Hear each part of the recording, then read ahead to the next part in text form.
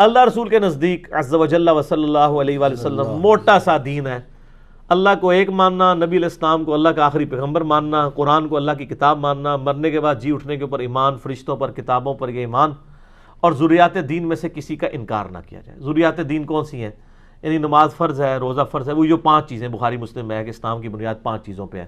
کلمہ، اس کے بعد نماز، اس کے بعد رمضان زکوٰۃ، پھر رمضان کے روزے، اور استطاعت ہو تو حج. یہ بنیادی موٹی موٹی چیزیں. باقی اگر آپ باریکیوں میں جائیں تو میں نے آپ کو بتایا تو کوئی نہیں بچے گا. تو میں اس میں ایک آسان جملہ بولتا ہوں کہ اسلام میں داخل کرتے وقت جو چیزیں آپ نے کسی سے پڑھوائی تھی نا، جب تک وہ ان چیزوں کا انکاری نہیں ہوتا اس وقت تک اسلام سے نکل نہیں سکتا. وہ اسلام میں داخل کرنے کے لیے اللہ، رسول، آخرت، قرآن کو ماننا ضروری ہے. اور آپ کسی بھی عالم سے جا کے پوچھیں جی اسلام کے قائد کیا ہیں، وہ کہیں گے جی 3 ہی قائد ہیں جی، عقیدہ، توحید، رسالت اور آخرت. باقی علماء پہ اگر آپ جائیں گے تو ماشاءاللہ آپ کو بتایا نا کہ وہ تو اتنے نواقض اسلام آپ کو بتائیں گے کہ وہ تو اگر آپ کسی، یعنی پاکستان میں کروڑوں لوگ ایسے ہیں جن کے سامنے آپ یہ کہہ دینا کہ نبی علیہ السلام انسان تھے تو آپ کے نزدیک وہ آپ ان کے نزدیک گستاخ رسول ہیں. گستاخ رسول کا مطلب کیا ہے؟ کافر نہیں سر، واجب القتل، مرتد. کافر چھوٹا لفظ ہے، یہ بڑا ہلکا لفظ ہے، مرتد. اور ایسا مرتد جس کی توبہ بھی قبول نہیں ہے، کیونکہ یہ کہتے ہیں کہ گستاخ رسول کی توبہ قبول نہیں ہوتی. نبی کریم صلی اللہ علیہ وسلم کی بارگاہ وہ بارگاہ ہے کہ ہمارے فقہ حنفی کی روشنی میں اگر کوئی سرکار صلی اللہ علیہ وسلم کی توہین کا مرتکب ہوتا ہے اور وہ اللہ تعالیٰ کی بارگاہ میں توبہ کرے تو عند اللہ تو اس کی توبہ مقبول ہے. یقیناً اللہ تعالیٰ توبہ قبول فرمانے والا ہے، اس سے کوئی انکار نہیں کر سکتا. لیکن جو حاکم اسلام ہو، اگر بالفرض ہوتا یا قاضی ہوتا، اس پر کیا لازم تھا؟ تو ہمارے احناف یہ کہتے ہیں کہ قاضی کو چاہیے کہ اس کی توبہ قبول نہ کرے. توبہ قبول نہ کرنے کا مطلب لازم سزا کا جاری کرنا. یہ بھی ڈاکٹرائن آپ نے سمجھنی ہے. وہ کہتے ہیں اللہ کے گستاخ کی توبہ ہے، نبی کے گستاخ کی نہیں ہے. اچھا جی، تو جب جس ملک میں یہ حال ہو لوگوں کا، وہاں آپ کیا ایکسپیکٹ کریں گے نواقض اسلام؟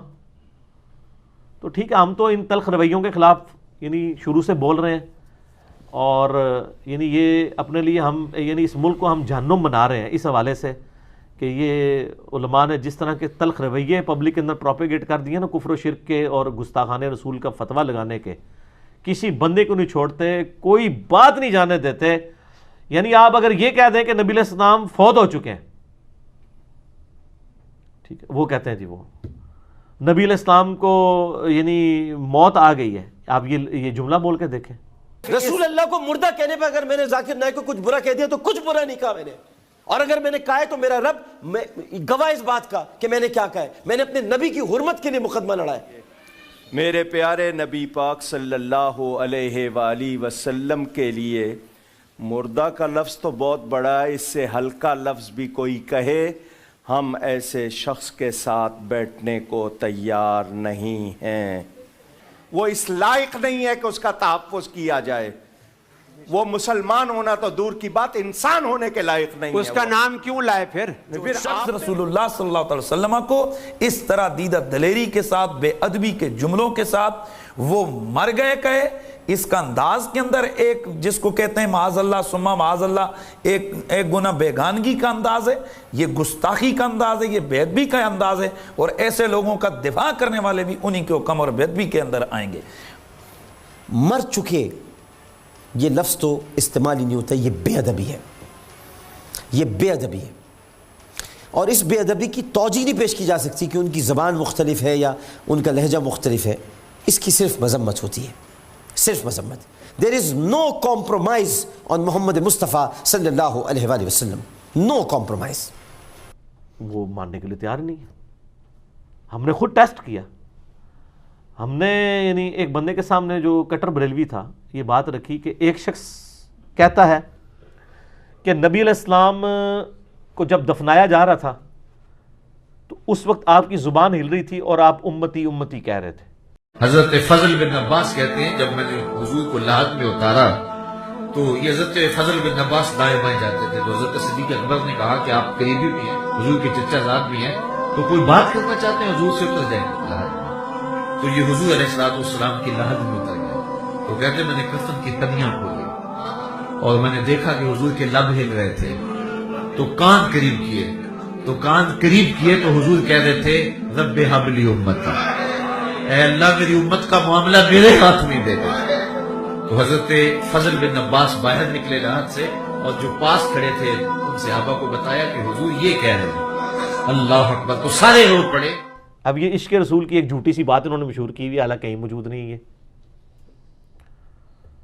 تو بتاؤ یہ عاشق رسول ہے یا وہ عاشق رسول ہے جو یہ کہے کہ جو محمد کی عبادت کرتا تھا وہ جان لے کہ محمد مر گئے ہیں، اور جو اللہ کی عبادت کرتا تھا وہ جان لے اللہ زندہ۔ وہ کہنا ہے یہ دوسرا تو بہت بڑا بغیرت اور گستاخ رسول ہے۔